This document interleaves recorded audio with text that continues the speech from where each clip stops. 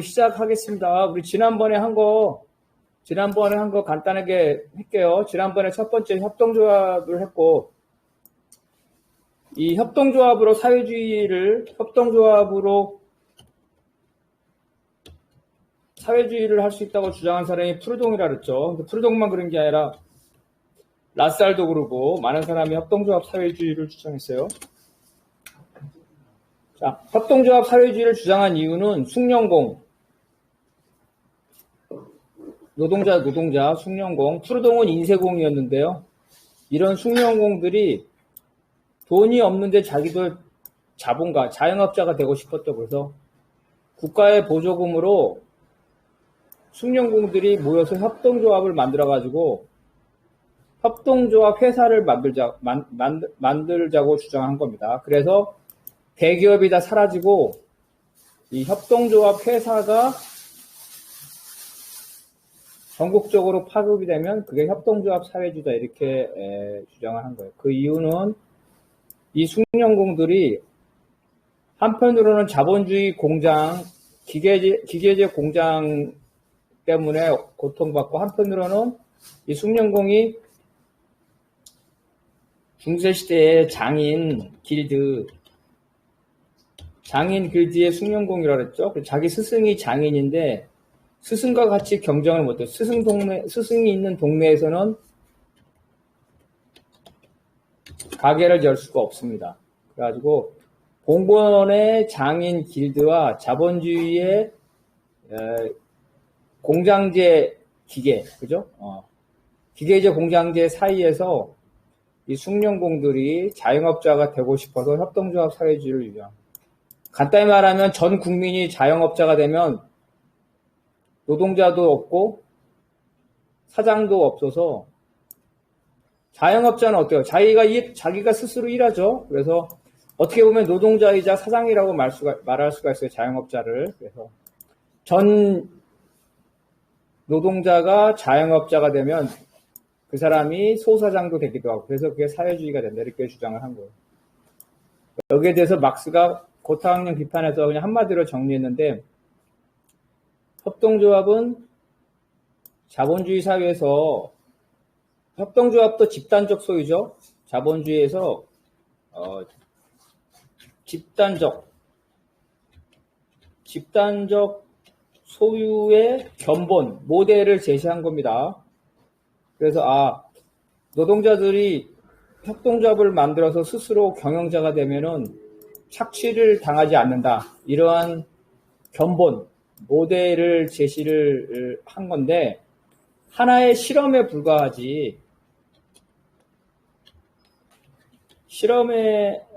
불과하지 전체적으로 전국적으로 확대될 수 없다. 지금이랑 똑같이 생각하면 돼요. 지금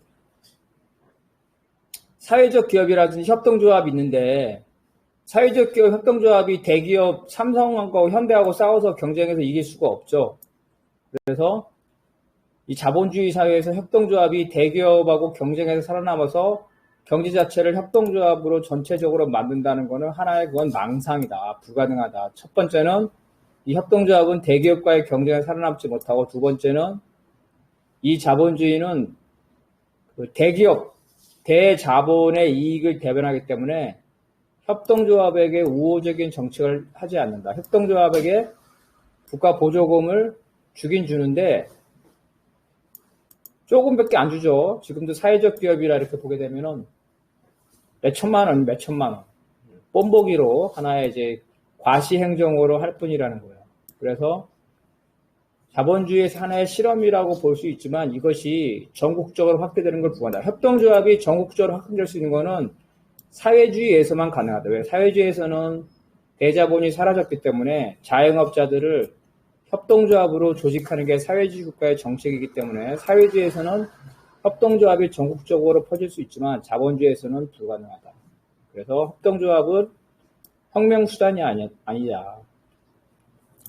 사회주의 혁명수단이 아니라 사회주의가 됐을 때 비로소 협동조합이 전국적으로 생긴다. 이렇게 말한 거예요. 그래서 협동조합으로 사회주의를 하겠다는 거는 망상이다.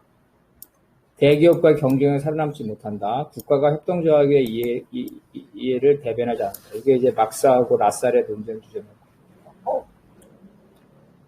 이 협동조합이 나온 얘기는 사회주의 혁명 이후에 이 자영업자들을 어떻게 쇠퇴시키나. 그러니까 자영업자가 노동계급화 되겠죠. 그래서 자영업자를 어떻게 쇠퇴시키나. 그러니까 사회주의 사회에서 자영업자와 노동자의 비적대적 모순을 어떻게 해결하냐. 그래서 자영업자들을 협동조합으로 해서 자본가가 아니라 노동자로 변화시키는 비적대적 모순이었고, 또 하나의 비적대적 모순은 사회주의 사회에서 사회주의 혁명 이후에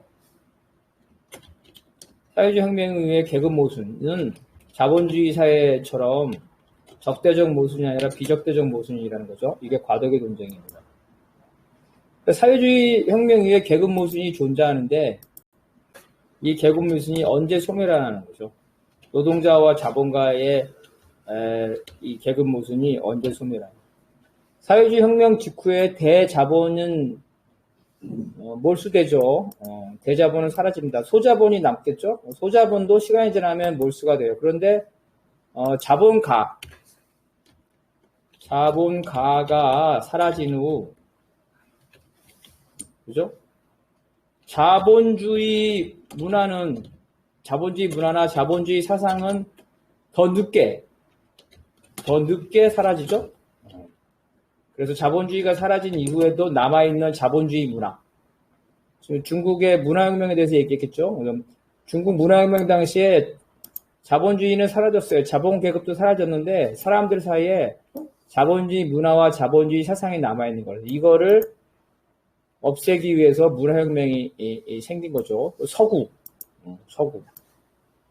서구를 숭배해. 그래서 지난번에 얘기했죠. 그 문화혁명 당시에 집에 수색해가지고 서구식 서양 드레스가 발견되면 넌 아직도 자본주의 서구 문화를 숭배한다고 해가지고 자아 비판하게 만들고 뭐 이런 거라 그랬죠.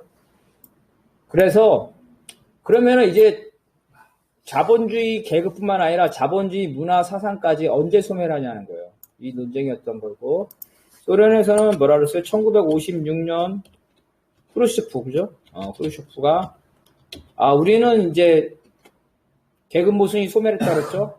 계급 모순이 소멸했다. 그래서 이제 모든 노동자 자본가 구별이 없어. 자본가가 없어지니까 전 인민. 그래서 우리는 노동자의 나라가 아니라 전 인민의 나라다.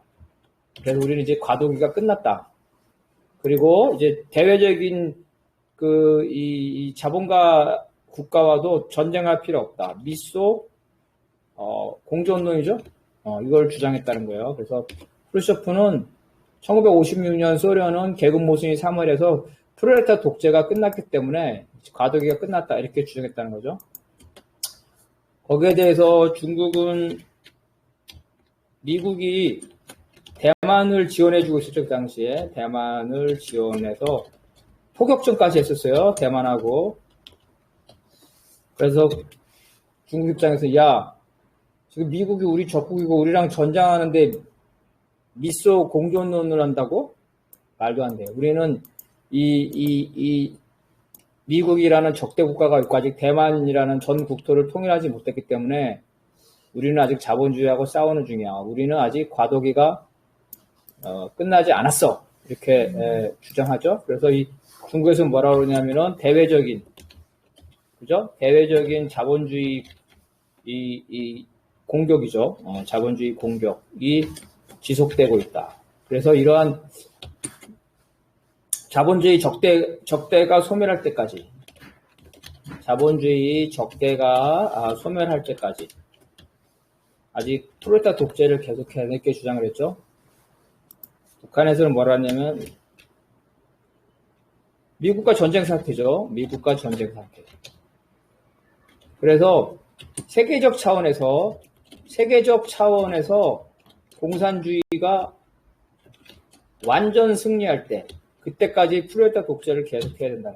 이게 이제 북이 제일 길죠. 소련이 제일 짧고 중국 그다음에 북이 제일 길어요. 세계적 차원에서 공산주의가 완전히 승리해야 돼요. 그때까지 프롤레타 독재를 한다는 거예요. 이게 과도기 논쟁이라는 겁니다. 사회주의 혁명 이후에 비적대적인 계급 모순에 관한 논쟁이에요.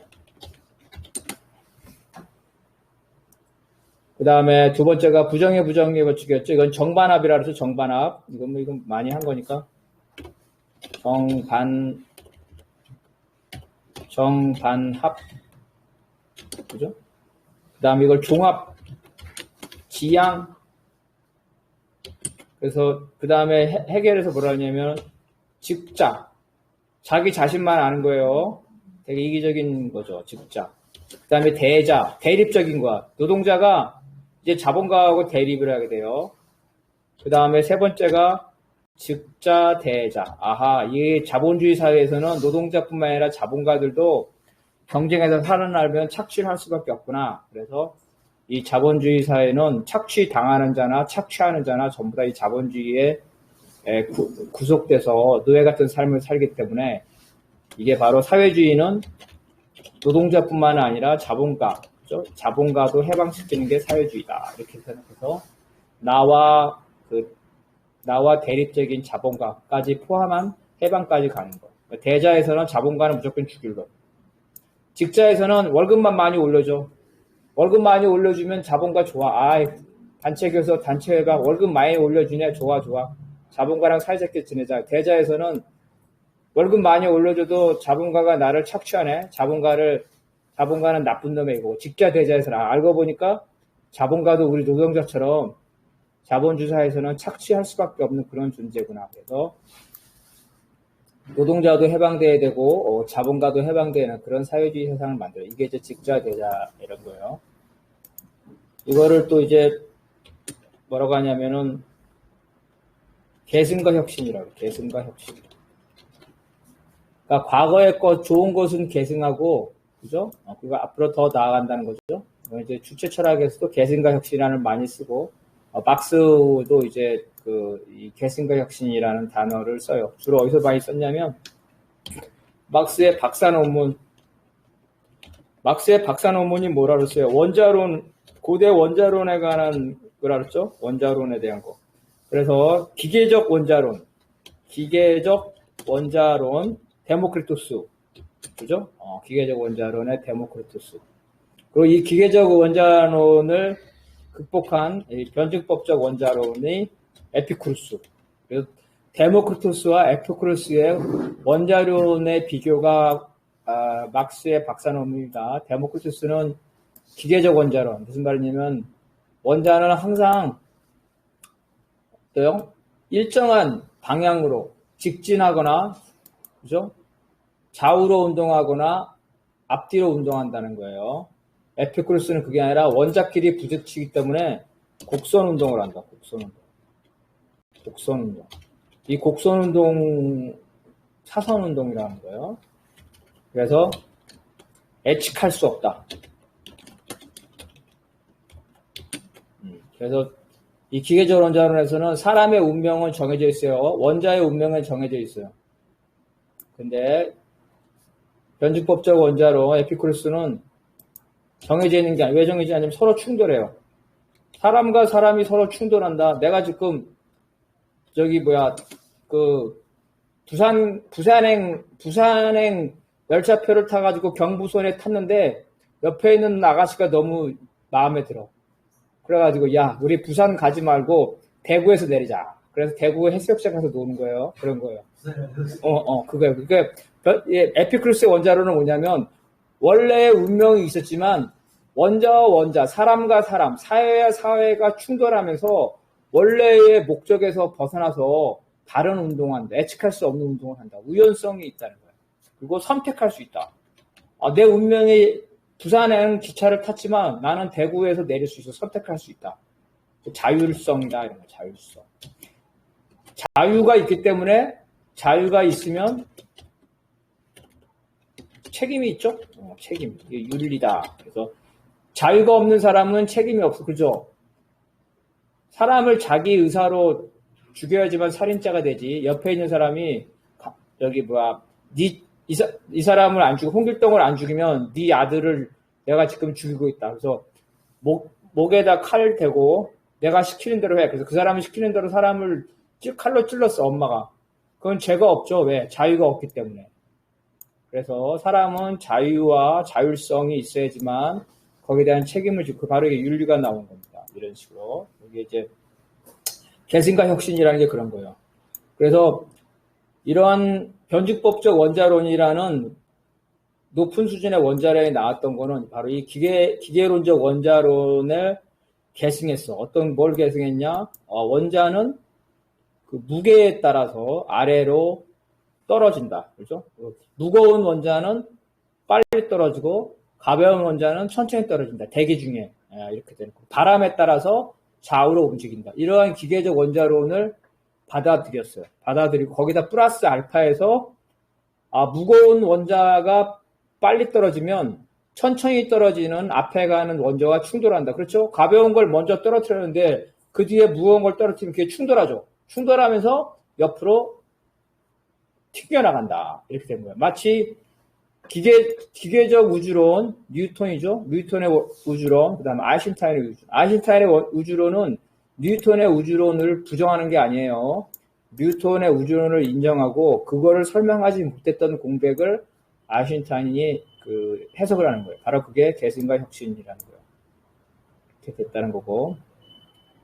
주로 해겔이 이제 정반화, 부정의 부정업칙 그런 말을 많이 한 거고. 우리가 그래서 사회에서 얘기했죠. 사회에서 원시 공산제, 그죠? 이렇게 가고 노예제, 그 다음에 봉건제, 뭐 이런 식으로 가는데, 자본제. 여기서 정반합이라는 거는 정은 일정하게 안정되는 거야, 안정. 그리고 반은 내부 모순에서 동요가 되는 거예요. 불안, 정반 합은 불안을 극복하고 모순을 극복하고 새로운 나가 되는 거예요. 새로운 주체 이렇게 되십니다. 이렇게 이게 계속 반복되는 거예요. 자, 원시 공산제에서 처음에 원시 공산제가 안정이 됐죠. 근데 원시 공산제 생산력이 높아지면서 사유재산제가 생겨요. 그러면 원시 공산제는 원래 집단적이니까 사유재산이 없는데 바로 원시 공산제가 해서 생산이 높아지면 사유재산제와 무소유, 그죠? 재산을 사유하려는 사람들과 새로운 사람들이죠.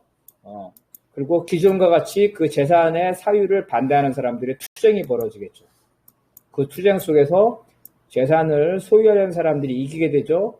그렇게 되면서 노예제가 성립하고, 노예제가 또 이제 안정이 되죠. 어느 정도 안정이 됐다가 이제 농사가 복잡한 농사가 되죠. 복잡한 농업 방법을 들여지면 채찍에 매맞는 노예는 복잡한 노동을 안 하죠. 복잡한 노동을 거부합니다. 그래서 이 노예제에서는 이제 노예제가 이 복잡한 노동을 거부하는 노예, 그죠? 그리고 그 복잡한 노동을 받아들이는 대신에 일부 자유를 획득한 농노. 그래서 이 노예제에서 노예와 농노죠.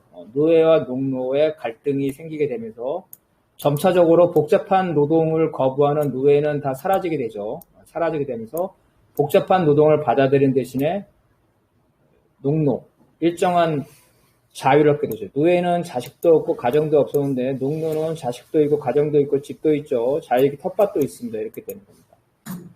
이 봉건제는 토지를 중심으로 해서 생산인데 이제 공장이 생기죠. 도시에 공장이 생기게 되면서 이 봉건제가 무너지게 되죠. 이 농노와 노동자의 길, 그죠? 그래서 봉건 영주와 자본가의 길, 이게 투쟁이 되면서 자본가 이게 안정이 돼 있죠. 어떻게 됩니까? 이 안정이 이제 사회재산제가 사회에 해악이 되는 시기가 오죠. 어떤 시기? 이미 지금 자동화 시스템. 완전 자동화. 그러면 스마트 공장이라 그러죠. 스마트 공장. 이미 저기야 테슬라는 벌써 왔어요. 사막에다가 공장을 줘요. 완전 자동화요. 자, 기계가 있으니까 거기 냉난방 할 필요 있어요, 없어요? 냉난방. 사람 정도 수준만 안 하면 되지. 기계가 할 수 있는 수준이니까, 예를 들어서 20, 30도, 20도, 30도, 적절한 수준. 사람처럼 그렇게 정확하게 돈이 많이 들어간 냉난방, 그리고 또, 조명도 필요 없겠죠? 이렇게, 되고. 빌딩형 공장이잖아요, 빌딩형 공장. 이렇게 되면 어떻게 되냐면은, 대다수의 노동자가 필요가 없죠. 대다수 노동자가 실업자가 되는. 아마 기계가 작동해도 네. 그걸 지켜보기에는 편하게.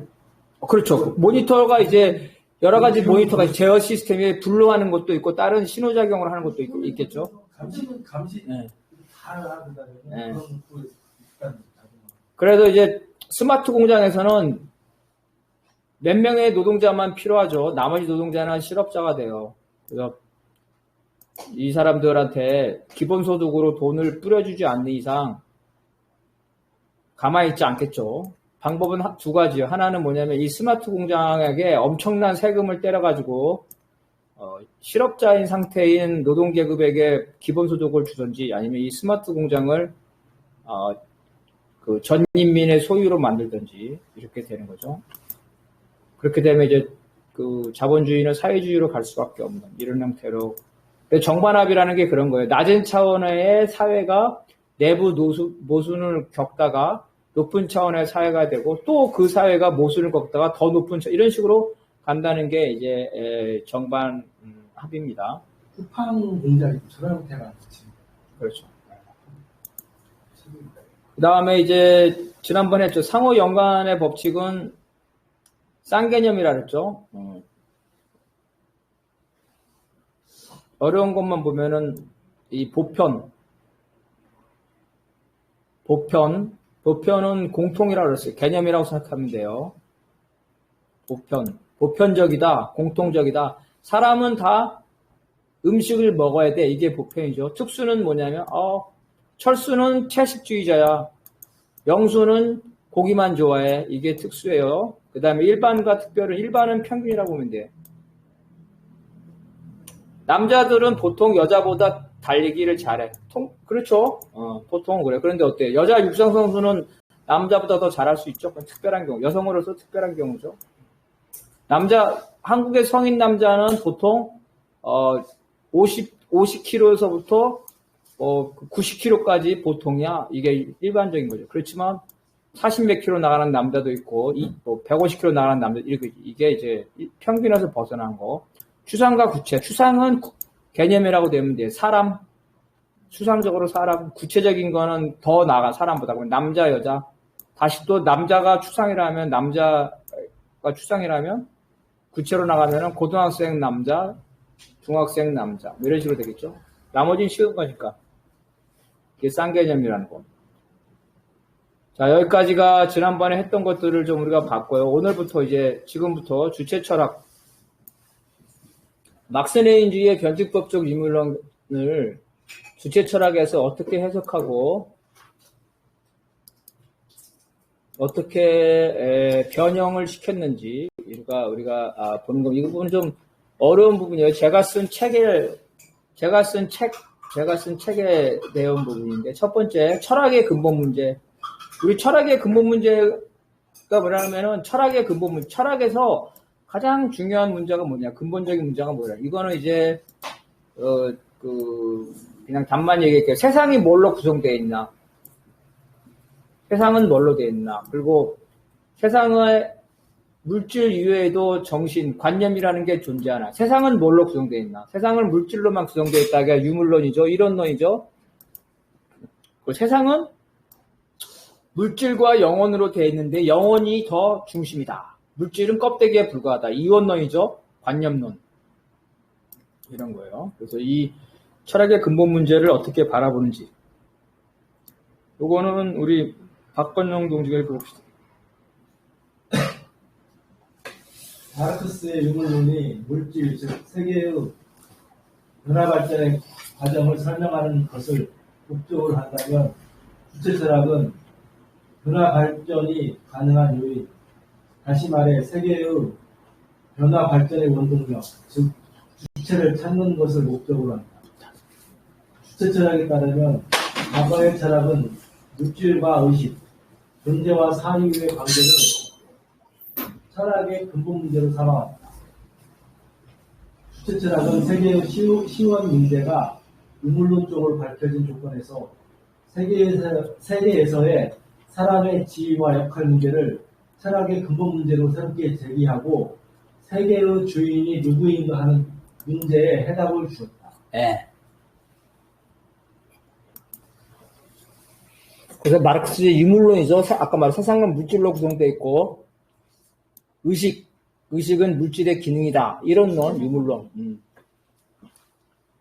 그래서 세계의 변화 발전의 과정 법칙을 변증법적 유물론으로 해서 변증법을 관념론에도 적용하고 유물론에도 적용하고 사회에도 적용하고 자연에도 적용하죠. 그래서 역사는 어떻게 변화 발전했냐를 보죠. 그래서 역사는 그 계급투쟁의 역사다. 계급 모순으로 역사가 발전해왔다. 이게 목적으로 한다는 거죠. 과정, 변화 발전의 과정, 세계의 본질 목표로 하는데 주체 철학은 그 과정을 설명하는 게 아니라 무엇이 세계를 변화시키는 원동력이냐는 거예요. 세계의 변화의 주체가 무엇이냐는 거예요. 이게 이제 주체 철학에서는 제기하는 거예요. 누가 세상을 바꾸는가? 이렇게 되는 거죠. 누가 세상을 바꾸는가? 그래서 주체 철학이 말하기를 과거의 철학 막스 레닌주의는 물질과 의식이죠. 세상은 이론론인가 이론론인가 이런 관계를 철학의 근본 문제로 삼았는데 주체 철학에서는 이제 막스 레닌주의의 덕택으로 세상이 무엇로 구성되어 있는지 이게 알게 됐어요.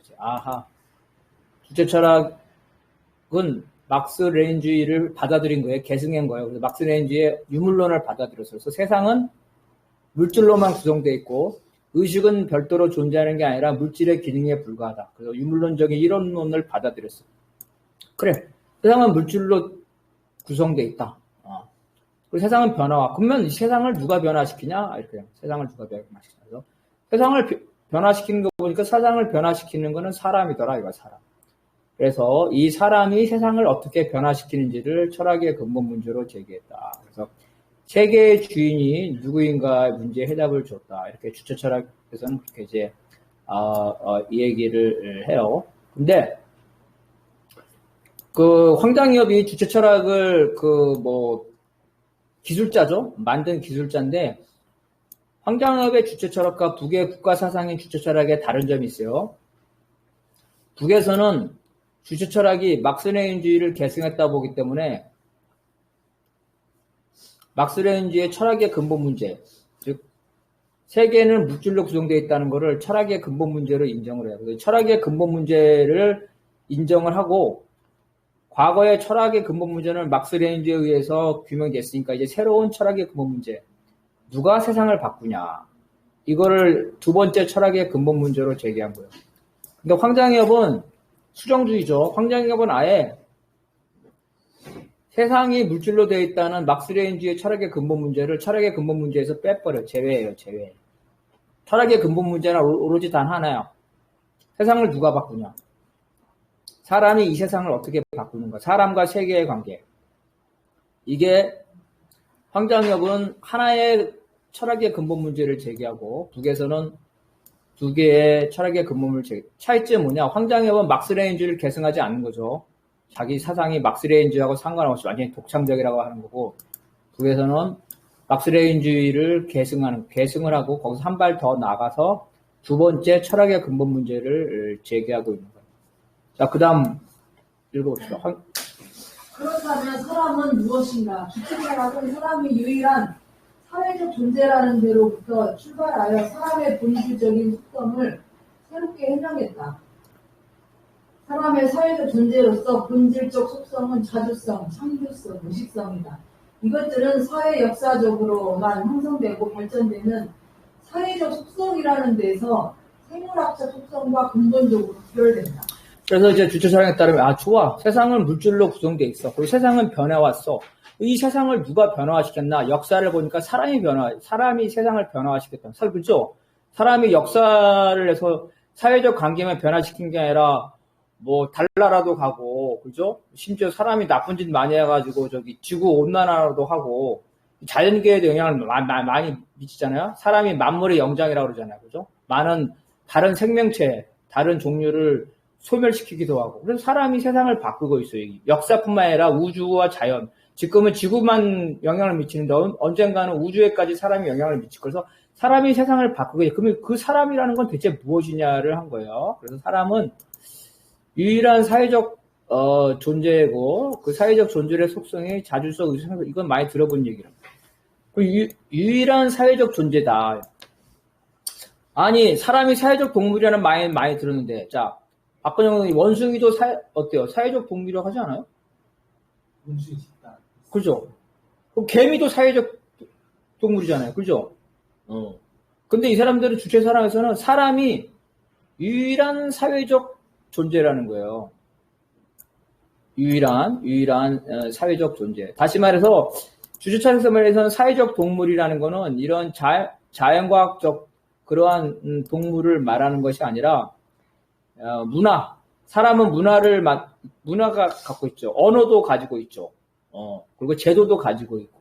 그래서 다른 고등생물체, 원숭이의 사회와 인간의 사회는 다르다는 거예요. 질적으로 다르다. 개미들의 사회, 개미들도 분업을 하고 다 하지만 사람과는 다르다. 사람과 달리 어떤 글로 된 언어라든지 체계화된 문화라든지 어떤 제도라든지 이데올로기라든지 이런 걸 갖고 있지 않기 때문에 같은 사회라도 질적으로 다른 사회라는 거예요.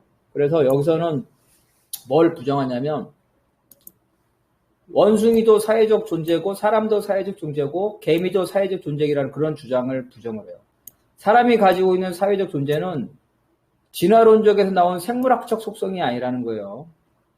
사람이 어떤 여러 가지 그 언어라든가 문학이라든가 예술이라든가 이런 것들을 하고 있는 거는 무슨 아무리 원숭이가 진화를 한다 하더라도 1억 년 후에 가더라도 원숭이가 사람처럼 음악을 작곡하고 체육을 하고 그러지는 않는다는 거예요. 질적으로 다른 사회적 존재라는 거예요. 사람. 그래서 사람이 유일한 사회적 존재라는 거예요. 이게 중요해요. 여기에서도 또 황장엽하고 북하고 또 대립이 됩니다. 그 황장엽이 망명한 이유가 다 이런 거예요. 북의 국가사상에 대해서 도전을 했어요. 황장엽은 뭐라고 그러냐면 사람의 사회적 존재는 생물학적 속성이다. 고등생물의 속성이라는 거예요. 그래서 사람이 원숭이로부터 진화론이 되어 있는데 이 사람이 가지고 있는 사회도 원숭이처럼 낮은 차원의 사회가 높은 차원으로 발전해왔기 때문에 사람의 사회적 속성도 기본적으로 생물학적 속성이다. 고등생명의 사회적 속성 이렇게 주장을 해요. 근데 북에서 주체사랑은 그렇게 주장하지 않습니다. 근거는 아까 말한 것처럼 원숭이가 1억 년이 지나도 사람과 같은 우리가 보고 있는 이런 문화를 만들 수가 없다는 거예요. 그래서 사람이 유일한 사회적 존재라는 거고. 그래, 그럼 사람이 사회적 존재인데 그 본질적 속성, 어떤 특징을 가지고 있냐. 그래서 이제 자주성, 창조성 이제 다 아는 얘기죠. 근데 이게 사회적 속성이에요. 자, 고양이 혼자 사는 거 좋아하죠? 호랑이도 혼자 사냥하잖아요. 그러면 고양이하고 호랑이가 자주적이냐? 그게 아니라는 거예요. 이 자주는 사회적 속성. 뭐냐면은 개인은 자기의 자주적인 생활을, 사람은 자기 개인의 영역을 유지하려고 그러죠. 부부간에도 어때요? 자꾸 자기 생활 침범하면 싫어하죠. 집단도 그렇고. 그래서 자기의 독립성을 가지려는 속성이다. 단순히 자기의 공간뿐만 아니라 자기 생활 패턴까지도 자기만의 독자적인 걸 가지려고 한다는 거고, 창조성은 다 이제 기술이라든지 이런 것들이죠. 의식성.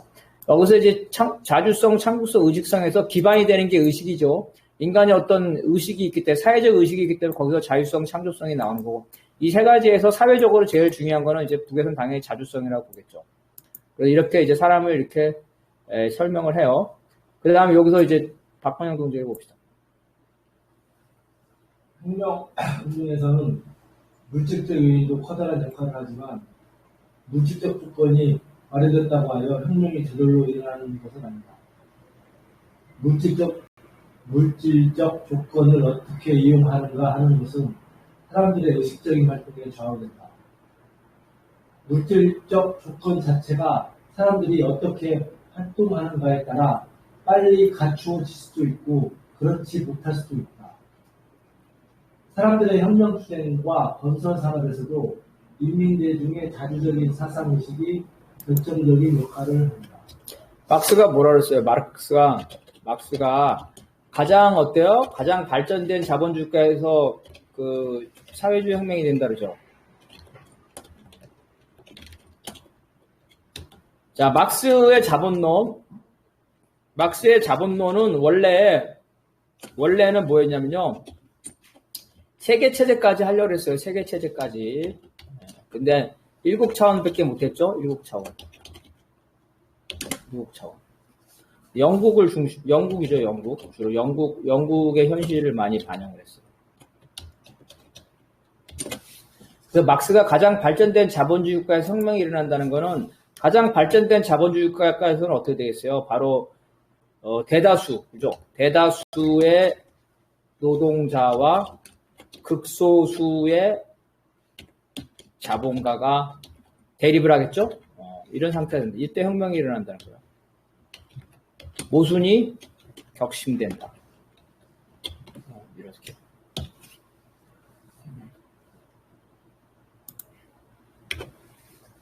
그럼 영국에서 혁명이 일어나야 되는데 영국에서 혁명이 안 일어났잖아요. 오히려 거꾸로 중국이나 러시아에서 혁명이 일어났죠. 이런 문제가 있다는 거예요.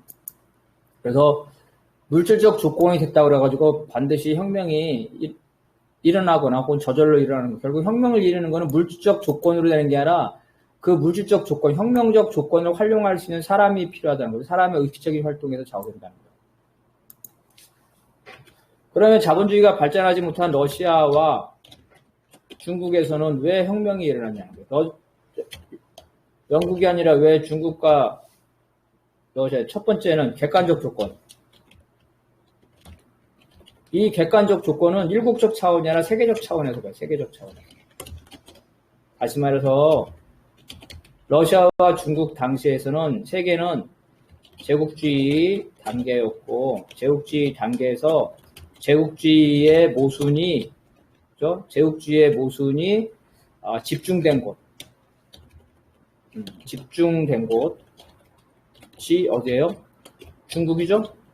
뭐냐? 이거는 제국주의와 어때요? 식민지. 중국을 서양 군대가 일본까지 합쳐가지고 6개, 8개 이런 나라가 북경까지 점령하고 막 그래요. 그래서 중국을 갖다가 식민지로 만든 이 식민지를 반식민지라고 합시다. 중국의 주권을 하고 경제적으로 수탈하죠. 이 제국주의의 모순이 집중된 게 중국이고, 그 다음 러시아는 어때요? 제국주의 전쟁의 패전국이죠? 그래서 중국이나 러시아 일국 차원에서 보면 자본주의가 발전한 나라가 아니지만 세계적 차원에서 보면은 세계적 차원의 제국주의 모순이 집중된 곳이 바로 중국과 러시아라는 거예요. 영국에서 계급 모순인데 이런 영국이나 프랑스 같은 제국주의자들은 자기 나라의 계급 모순을 어떻게 해요? 그죠? 그 노동자의 불만을 어떻게 식민지로 만들어 거기서 초과 이윤을 가져가지고 식민지에 가서 영국의 노동계급에게 나눠주죠. 레닌이 말했잖아요. 그죠? 그래서 영국의 노동자들은 이 영국 제국주의가 가져온 초과 이윤을 영국의 자본가와 함께 나눠 먹으면서 혁명성을 상실해 가고 있다. 이렇게 주장하잖아요. 미국도 마찬가지죠. 지금 현재 미국의 국민소득이 6만 달러가 넘어요. 한국의 거의 2배. 일본, 잘 사는 일본, 독일도 4만 달러, 프랑스 3만 중반인데 인구가 3억이 넘는 미국이 6만 달러의 국민소득이라는 엄청난 국민소득인 거예요. 그게 다 미국이 혼자서 잘해서 그런 건 아니죠. 수많은 제3세계라든가 다른 나라의 경제적 착취를 통해서 가져온 거죠. 그래서 혁명이 일어나는 곳은 자본주의의 일국적 모순이라든가 아니면 세계적 모순이 집중된 곳이라는 거예요. 근데 영국과 같이 발전된 자본주의 국가는 자기 자신의 내부 모순을 식민지로부터 전가시키죠. 그래서 바로 이런 발전된 자본주의 국가, 제국주의의 모순이 전가된 러시아와 중국에서 혁명이 일어났다는 거예요. 두 번째. 그럼 인도도 마찬가지잖아요. 인도도 식민지였는데, 인도도 식민지였고, 뭐 엄청난 수탈을 받았죠. 그죠? 인도도. 근데 인도에서는 왜 혁명이 안 일어나고 러시아에서 중국에서 혁명이 일어났어?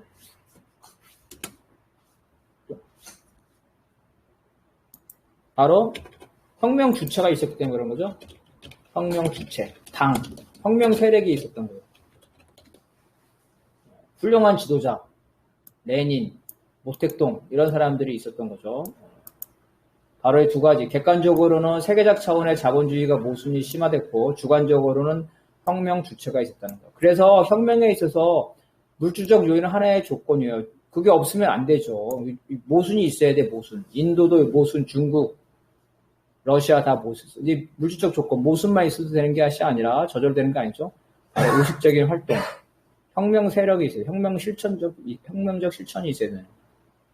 그래서 이러한 혁명이라는 거는 기본적으로 물질적 조건이 있어야 되는 거고, 그 혁명을 하고자 하는 혁명 세력, 인민대중의 자유적인 사상의식이 있어야 되는 거예요. 근데 물질과 의식, 다시 말해서 외부 조건과 내부 주체 역량 중에 무엇이 더 중요하는가?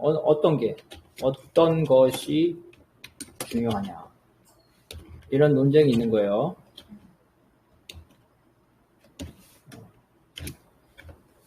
막스주의는 어때요? 외부 조건, 물질적 조건이 중요하다고 보죠. 일반적으로. 당연하죠. 물질적 조건이 중요하고, 애외적으로 주체도 중요하다고 그래요. 자, 토대와 상부 구조. 토대와 상부 구조에서 일반적으로 토대가, 그죠? 상부 구조를 규정하죠. 규정합니다. 근데 반작용이 따르죠? 상부 구조가 토대에 영향을 미칠 수 있어. 반작용이 존재하죠. 반작용. 외부적 조건이 일반적으로 중요하지만 주체 역량, 의지, 정신적인 것도 나름대로 중요하다. 근데 일반적으로는 이 외부 조건이 더 중요하다고 보는 거죠. 주세상은 반대예요. 주세상은 둘 다 필요해. 둘 다 필요한데 다소 객관적 조건이 부족하더라도 사람들의 노력으로, 그죠? 사람들의 노력으로 이거를 이 혁명이 가능하다.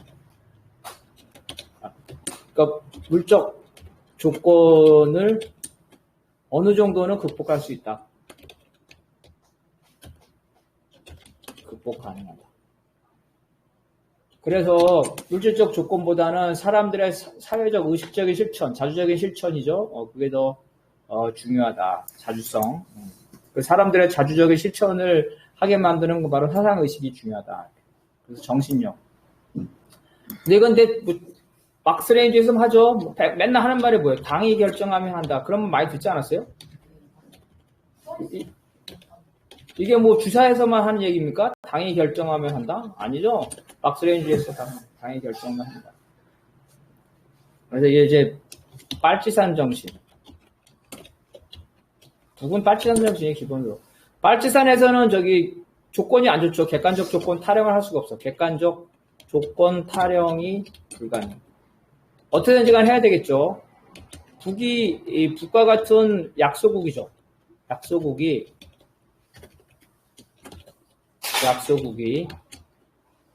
미국과 같은 강대국과 대결하고 있잖아요. 조건 타박을 못 하겠죠? 그래서 북에서 특수한 조건에 있기 때문에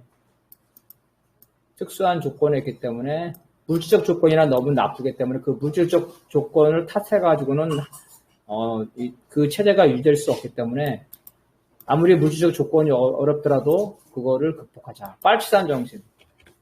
람보 정신이네. 람보 영화 보신 적 있어요? 람보 영화 혹시 두 사람 봤어요? 람보 영화? 봤어? 진짜? 봤어요? 람보 영화 어떻게 돼요? 저기 뭐야 숲속에 들어가가지고 총도 없는데 화살 만들어가지고 싸워서 막 경찰도 다 죽이잖아요. 어? 그런 정신이야. 빨치산 정신. 조건 타박하면 안 되지. 총 없다 그래가지고 싸우지 못하나? 총 없으면은 저기 활 만들고 활 없으면 대창으로 하고 이런 식이야. 이렇게 일반적인 방식이 아니죠. 빨치산이라는 특수한 형태만 나타나는 거죠. 북에서는 바로 이런 북의 객관적 조건이 어려운 조건에서 물질적 조건보다 사상의식을 더 중요하게 하는 이렇게 이제 됩니다. 그 다음 이것도 어려운 얘기인데 이건 저기 뭐야 함께남 동지를 봅시다. 철학은 서술 체계에 있어 물질과 의식의 관계, 중심임을 실천론 등의 순서로 나아가지만 이러한 문제들을 규명하는 순서는 실천의 관점이 먼저 서고 실천에서 따르는 문제들을 해결하기 위해 철학의 근본 문제나 인식론에 대해 탐구하게 된다. 네.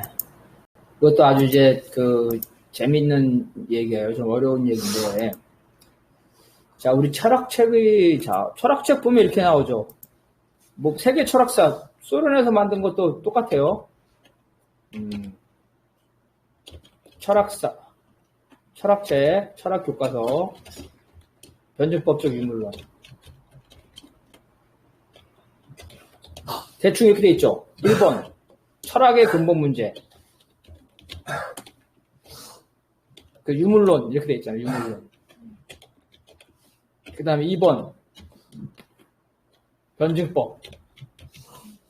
그리고 3번, 그래서 이제 인식론. 그 다음에 이제 4번에서 이제 역사를 보면서, 사적 유물론. 그래서 뭐 역사는, 계급투쟁의 그죠? 계급투쟁의 역사다. 마지막에 5번의 결론에서, 그래서 자본주의도 결국은 사회주의로 간다. 이렇게 서술이 돼 있잖아요. 이렇게 서술돼 있어.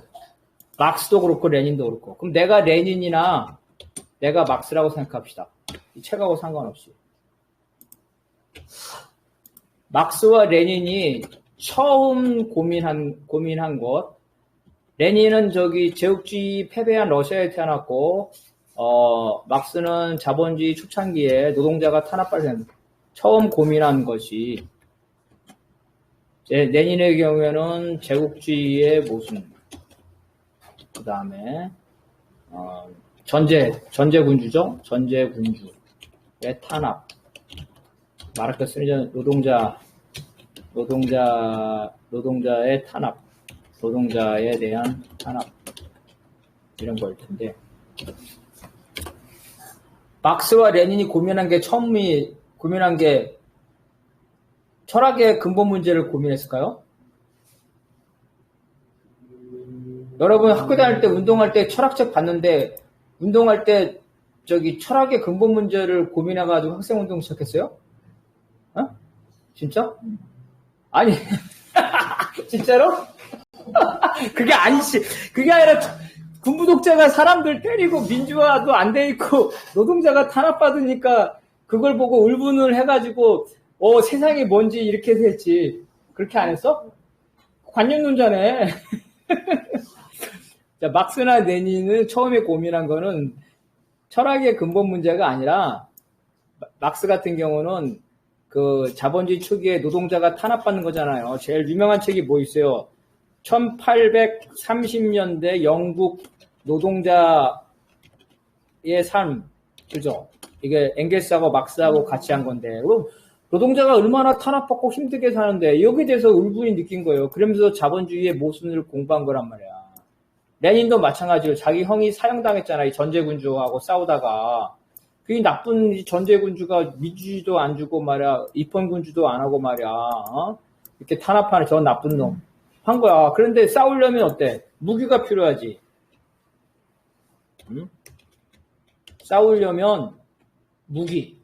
빨리빨리 합시다. 사상의 무기가 필요하잖아. 그래서 사상학습을 하는 거잖아요. 그래서 사상학습을 해서 이런 식으로 공부한 거야. 무슨 말이냐면 실천은 거꾸로라는 거야. 실천은 내가 자본주의 사회에서 자본주의 모순을 내가 극복해야 돼. 이걸, 이 자본주의의 모순을. 그래서 이 사회가 이렇게 했구나. 그래서, 그러려면 사상의 무기가 이런 식으로 간다는 거야. 책은 이렇게 써 있고.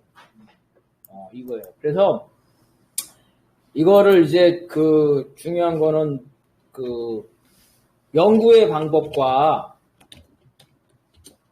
서술의 방법이라고 이제. 연구는 당면하는 거야, 당면. 현실의 문제부터 시작하겠죠? 자본주의의 모순부터 시작해서 거꾸로 이렇게 올라가는 거야. 그런데 이제 그 모순을 다 알고 났으면, 과정을 알았으면, 책을 쓸 때는 이렇게 서술의 방법은 개념에서 사례로 이렇게 쓰는 거란 말이에요.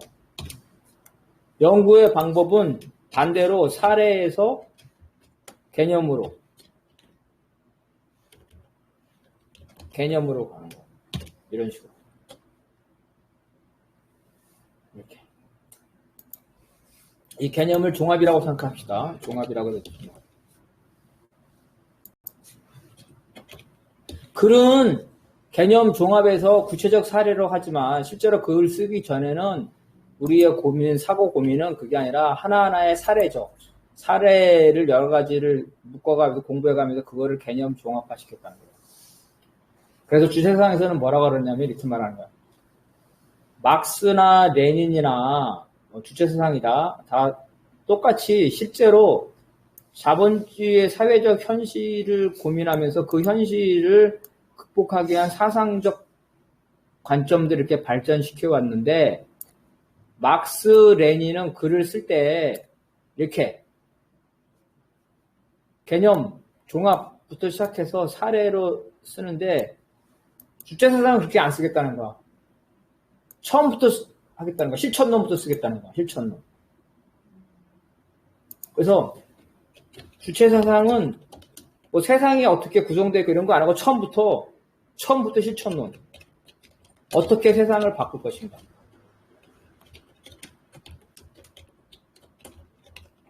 이거부터 쓰겠다는 거야. 바로 이게 그거야. 그래서 통상적인 철학은 서술책에 책 목차 보면은 개념적인 것부터 시작해가지고 나중에 실천론, 자본주의 이렇게 나가는 거죠. 근데 우리가 현실에서 당면하는 건 그게 아니죠. 레닌이든 막스 똑같아. 실천의 관점에 섰고 이 실천에 따르는 문제들을 해결하기 위해서 철학의 근본 문제나 인식론을 탐구하게 된 거라는 거야. 이게 이제 개념과 서술과 연구의 방법인데, 자, 요거 한번 읽어봅시다. 이거 박관영 동지. 이런 점에서 주체 철학은 물질과 의식의 관계 문제를 인문론적으로 대답하는 데 기초하여 실천을 물질적이고 감성적이며 혁명적인 것으로 파악한 것이 아니라 그 반대로 인간의 실천을 물질적이고 감성적이며 혁명적인 것으로 파악하는 데 기초하여 물질과 의식의 관계 문제를 인문론적으로 설명할 수 있었다. 이런 점에서 마르크스주의에서 인식론과 실천론이 분리되는 데 반해 주체 철학은 객관 세계와의 관계 속에서 인식과 실천의 통로서의 인간을 전일적으로 파악한다. 그래서 막스레인주의에서는 책 페이지가 첫 페이지. 막스레인주의에서 첫 페이지, 철학책 첫 페이지는 뭐냐면 세상은 무엇으로 구성되어 있나. 이게 첫 페이지야. 응? 무엇으로 구성되어 있나. 즉 유물론이 첫 페이지라는 거야. 근데 주체 철학에서는 첫 페이지는 그게 아니라 세상을 어떻게 바꿀 것인가. 이게 첫 페이지를 첫 번째라는 거야.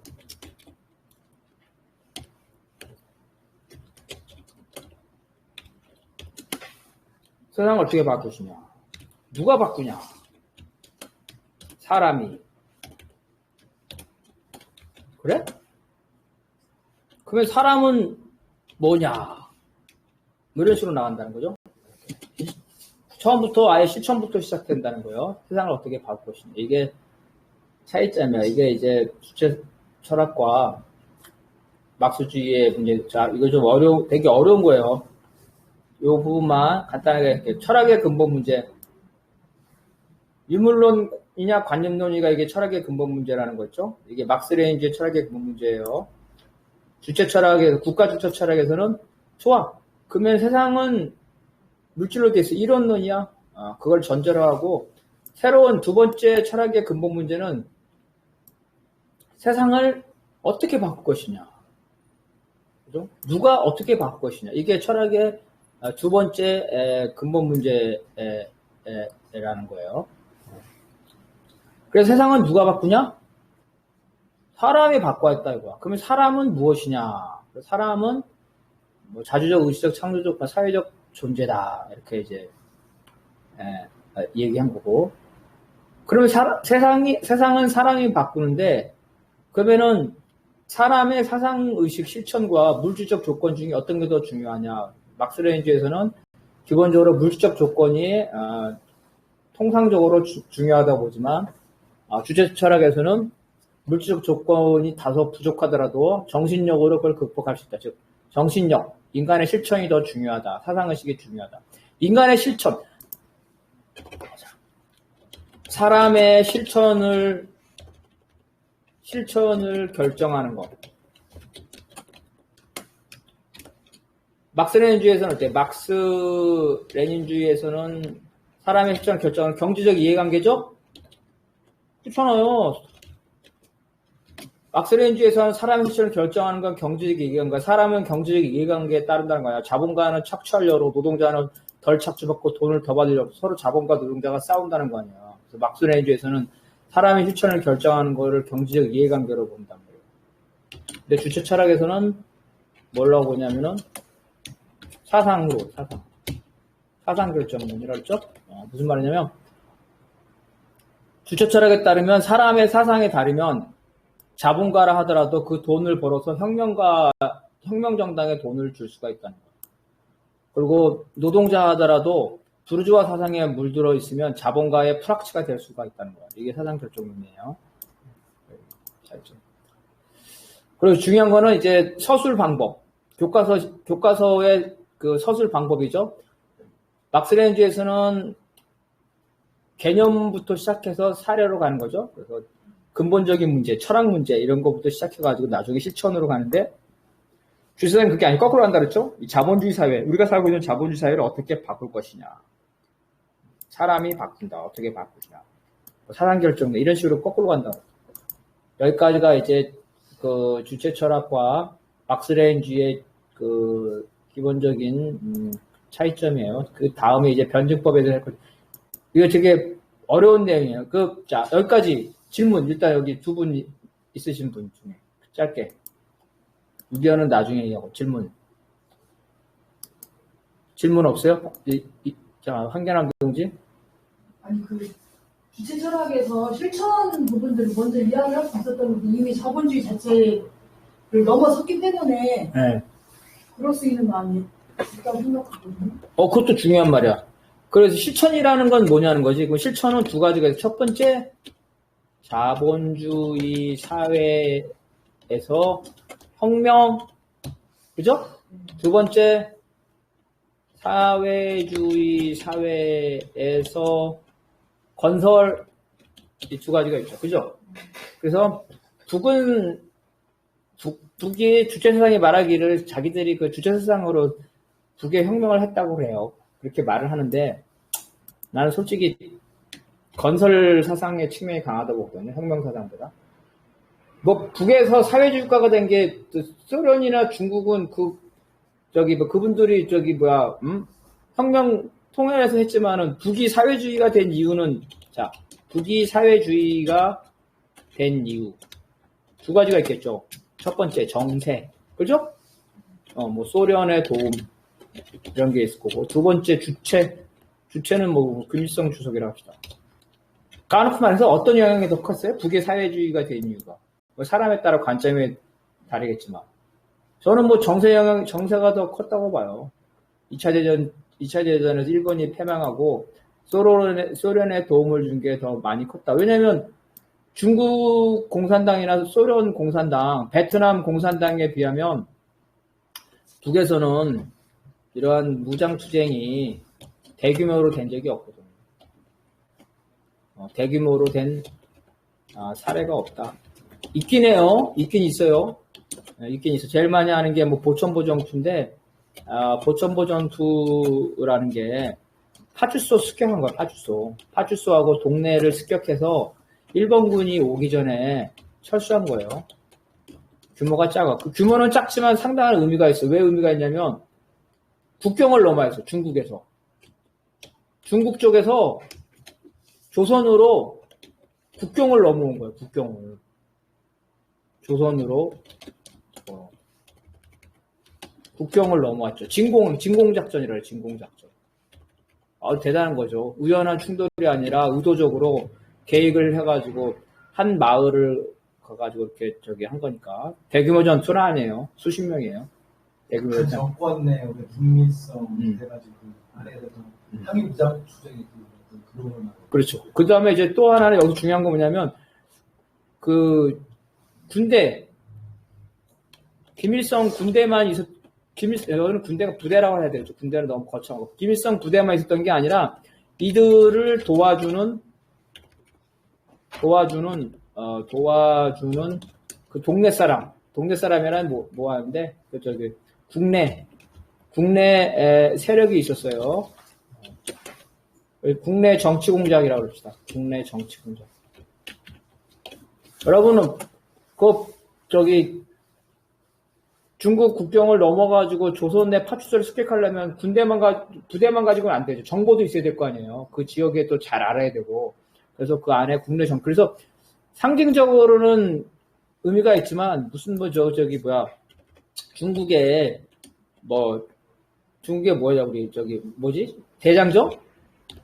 대장정이나 뭐 소련의 같은 무슨 대규모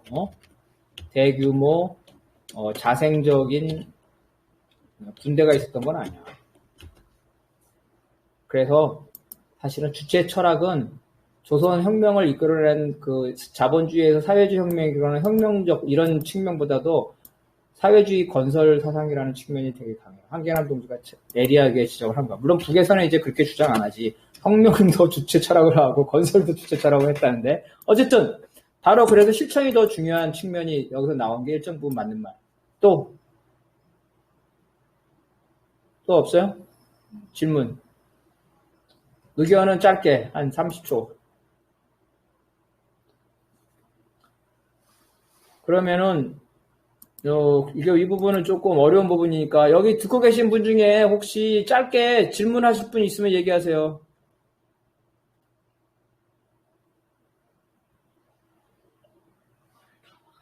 아니야. 다 풀어놨어. 말할 수 있게끔 다 풀어놓아. 그러면은 말씀하실 분이 없는 것 같아. 그러면은, 자, 그 뒤에 거는 조금 쉬워요. 요 앞에 거 혼자 한번 천천히 보시고.